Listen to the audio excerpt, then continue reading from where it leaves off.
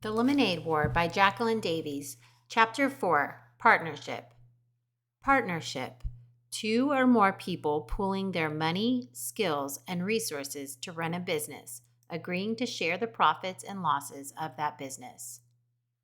Jessie had been waiting for this moment, the moment when Evan would see their lemonade stand, see the wonderful decorations they had made, see the crowds of people waiting in line, see Megan Moriarty standing by her side. He would see it all and be so impressed. He would think to himself, wow, Jessie is one cool kid. She sure knows how to run a lemonade stand right. And then he'd jog over and say, hey, can I help out? And Jessie would say, sure, we were hoping you'd come over. And it would be like old times. Why hadn't it worked out like that? With one part of her brain, Jessie continued to take money from customers and make change. That was the part of her brain that worked just fine. With the other part of her brain, Jessie went over what had happened with Evan. That was the part of her brain that tended to run in circles. She and Megan were selling lemonade. Business had been good. Then Mrs. Polly, a neighborhood mom, walked up. She had had a bunch of kids in her backyard running through the sprinkler, and now they wanted 12 cups of lemonade. 12! It was the biggest sale of the day. Megan got cracking pouring the lemonade, and Jessie took the 6 singles that Mrs. Polly handed her. All the kids from Mrs. Polly's backyard were chanting, lemonade, lemonade, lemonade. A fly buzzed by Jessie's ear. They'd been having a problem with flies because of the sticky lemonade spills on their stand, and she cocked her head to one side to shoo it since her hands were busy with the money. And that's when Jessie looked up and saw Evan standing there, staring. So she smiled, but he didn't smile back. So she waved, even though she had all that money in both hands. She waved so he'd know that she was happy to see him. And then he stalked off, all stiff-legged and bristly, and she never got to say, sure, we were hoping you'd come over, like she'd rehearsed in her head.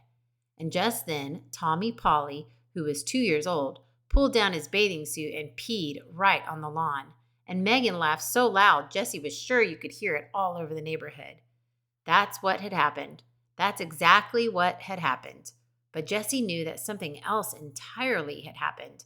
And she didn't get it, the way she didn't get a lot of things about people. All she knew was that the sight of Evan walking away from her for the second time that day, made her feel so sad and alone that she just wanted to run home to her room and curl up on her bed with Charlotte's Web. Hey, Madam Cash Register, said Megan, nudging her. You're falling behind. Ring 3 for this lady and 1 for this kid here. Jessie turned away from the retreating figure of Evan. That's $1.50, she said to the woman standing in front of her. She took the $5 bill the woman was holding out and made change from her lockbox, focusing all her energy on the part of her brain that worked just fine. It's true that when Evan had first walked out of the garage, Jessie had banged up to her room and tried to think of every possible way that she could make his life a living misery. She'd thought of telling Mom that Evan was the one who broke the toaster by playing hockey in the house, which is not allowed. She'd thought of taking back every one of her CDs from his room, even though she knew that would mean she'd have to give back all of his CDs. She'd even thought of putting peanut butter in his shoes. This was something she'd read in a book, and she loved to imagine that moment of horror when he'd think he'd somehow gotten dog dew inside his shoes. But when these ideas had finished bouncing around her brain, and when her breathing had returned to normal and her fists weren't clenched at her sides anymore, she knew that what she really wanted was to get the old Evan back, the one who was so much fun to be around, the one who helped her out of every jam.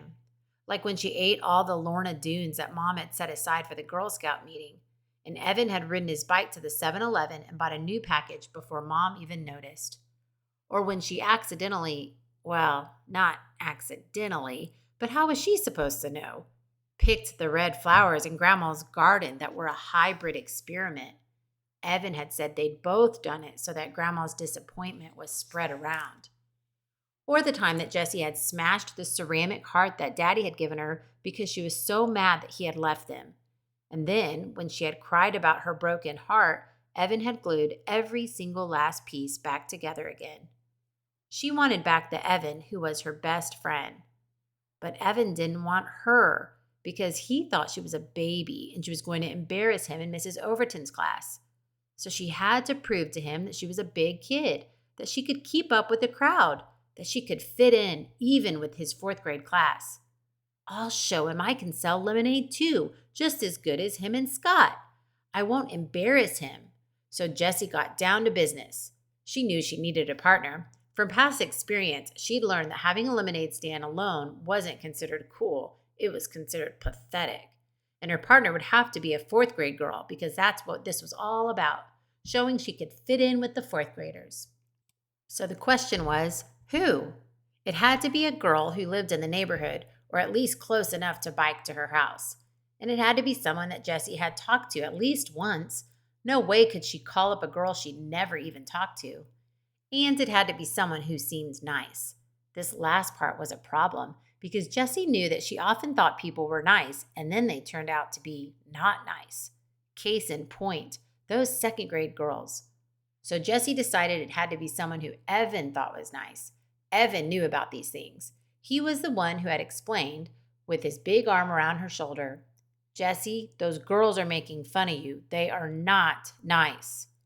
When Jessie thought about all these different requirements, there was only one obvious answer: Megan Moriarty. She lived less than 3 blocks down the street. Jessie had said hi to her a few times while biking in the neighborhood, and Evan must have thought she was nice because Jessie had found a piece of paper in his trash can with Megan's name written all over it. Why would he cover a page with her name if he didn't think she was a nice person? Jessie went to the kitchen and climbed onto a stool so that she could reach the cabinet over the stove. She took down the school phone book and looked through the listings for both of last year's third grade classes. No Megan Moriarty. Duh, Jessie remembered. She'd moved in halfway through the school year. With a sinking heart, Jessie checked the town phone book. No Moriarty family listed on Damon Road. "Okay," said Jessie, slapping the phone book shut and putting it back in the cabinet over the stove. "Time for Plan B." Jessie went to the hall closet and got out her backpack, which had been hanging there empty since the last day of school. Inside, she put 3 cans of frozen lemonade from the freezer and her lockbox full of change. She put the $10 bill, still paper clipped to last year's birthday card from her grandmother, in her top desk drawer. Then she went to the garage, strapped on her helmet, and rode off on her bike. As she left the driveway, she could see Evan and Scott's lemonade stand on the corner, but she was careful not to make eye contact. She didn't want to talk to Evan until she was ready to, ta-da, impress him. Her heart leaped when she imagined him ditching Scott to be with her. Megan's house was so close that Jessie got there in less than 30 seconds. And less than 30 seconds wasn't nearly long enough for her to plan what she was going to say. So she rode back and forth in front of the house about 15 times, trying to pick the right words. "What are you doing?" a voice shouted from the upstairs window. Jessie slammed on her foot brakes and looked up. Megan was staring down at her. She looked huge. Her voice did not sound nice. "Riding my bike," said Jessie. "But why are you riding back and forth?" asked Megan impatiently. "In front of my house." "I dunno," said Jessie. "You want to play?" "Who are you?" asked Megan. "Jessie," said Jessie, pointing down the street toward her house. "Evan's little sister?" asked Megan. Jessie felt like a deflating balloon. "Yeah." "Oh," said Megan. "I couldn't tell 'cause of the helmet." Jessie took her helmet off. "So you wanna?" she asked. There was a long pause. "Where's Evan?" asked Megan. "He's out somewhere with a friend," said Jessie. "Oh," said Megan. Jessie looked down at the ground. "People tell you things," Evan had told her once, "with their hands and their faces and the way they stand. It's not just what they say. You gotta pay attention, Jess. You gotta watch for the things they're saying, not with their words." Jessie looked back up. It was hard to see Megan at all. She was so far up and behind the window screen. Jessie sucked in her breath. "Do you want to do something?" Another long pause. Jessie started counting in her head. 1 1,000, 2 1,000, 3 1,000, 4 1,000, 5 1,000, 6 1,000. Sure, said Megan. Then her head disappeared from the window. A minute later, Megan was at the front door. Hey, she said, opening the screen. Jessie raised her hand in something that was halfway between a wave and a salute as she walked in. Her sweaty bangs stuck to her forehead where the helmet had mashed them down. She was so nervous about saying something stupid, she didn't say anything at all. Megan leaned against the banister of the stairs and crossed her arms. So, said Jessie. She stared at Megan, who was fiddling with the 7 or 8 band bracelets on her arm. Jessie counted 2 Live Strongs, 1 Red Sox World Champs, 1 March of Dimes, and 1 Race for the Cure. What's that one? She asked, pointing to a band bracelet with tiger stripes. Megan stretched it off her wrist and gave it to Jessie. It's for the Animal Rescue League. My mom gave them some money, so they gave us this and a bumper sticker. I've got 22 band bracelets.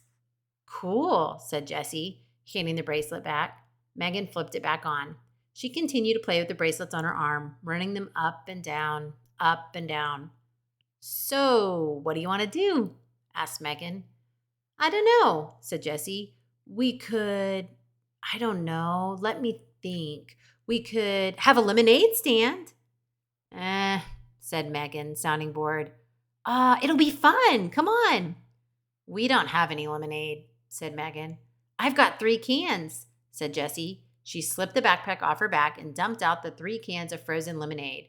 Her lockbox came rattling out, too. What's that? Asked Megan. My lockbox, said Jessie. We can use it to make change. She felt her face getting red. Maybe 4th graders weren't supposed to have lockboxes? How much money have you got? Asked Megan. You mean in change or altogether? Megan pointed at the lockbox. How much is in there? $4.42, 14 quarters, 5 dimes, 3 nickels, and 27 pennies. Jessie didn't say anything about the $10 she'd left at home. Both of Megan's eyebrows shot up. Exactly? She asked. What did those eyebrows mean? Jessie wondered in a panic. Why was Megan smiling at her? Jessie, those girls are making fun of you. They are not nice. Jessie didn't say anything. She had a sick feeling in her stomach that this was going to turn out badly. Megan straightened up. Wow, you're rich, she said. Want to go to the 7-Eleven? We could get Slurpees. But, Jessie pointed to the cans of lemonade on the carpeted hallway floor. The frost on them was already starting to sweat off. We could do the lemonade stand later, said Megan. Maybe. Jessie thought of Scott and Evan, racking up sales 2 blocks down. How was she going to prove herself to Evan if she couldn't even get Megan to have a stand? How about the lemonade stand first, Jessie said, and then Slurpees with our earnings? I bet we'd even have enough for chips and gum. You think? Said Megan. I know, said Jessie. Look. She held up a can of lemonade. It says right on the can, yields 64 ounces. So we get 8 cups from each can and sell each cup for $1/2. So that's $4. And then there's 3 cans, so that's $12 altogether, right? The numbers flashed in Jessie's brain so fast, she didn't even need to think about what she was multiplying and dividing and adding. It just made sense to her. Hey, how old are you? Megan asked, looking at her sideways. 8, said Jessie, but I'll be 9 next month. Megan shook her head. That math doesn't sound right. No way we can make $12 from just 3 little cans. Yeah, said Jessie. I'll show you. Do you have a piece of paper? Jessie started to draw pictures. She knew that other kids couldn't see the numbers the way she did. They needed the pictures to make sense of math. Look, she said, here are 3 pitchers of lemonade because we've got 3 cans of lemonade, and each pitcher's got 64 ounces in it. Now, when we pour a cup of lemonade, we'll pour 8 ounces because that's how much a cup holds. You don't want to pour less than that or people will say you're being a cheapskate. So each pitcher is going to give us 8 cups because 8 times 8 equals 64, right?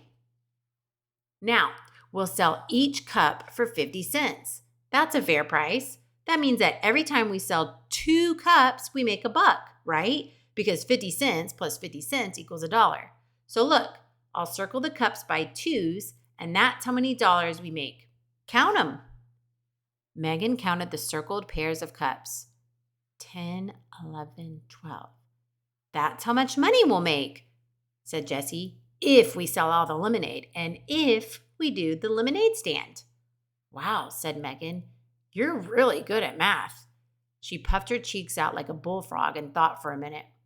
Then she popped both cheeks with her hands and said, Whatever, let's do the lemonade thing. Jessie felt soaked in relief. Maybe this was going to work after all. An hour later, Jessie and Megan had transformed the little wooden puppet theater in Megan's basement into the hottest new lemonade stand on the block. The stand was decorated with tissue paper flowers, cutout butterflies, and glittery hearts. It was a showstopper. And boy, did people notice it. Kids in the neighborhood, strangers walking their dogs, moms strolling with carriages, even the two guys fixing the telephone wires. They all came to buy lemonade. And just when Jessie and Megan were on the verge of running out, Mrs. Moriarty went to the store and bought 3 more cans, free of charge.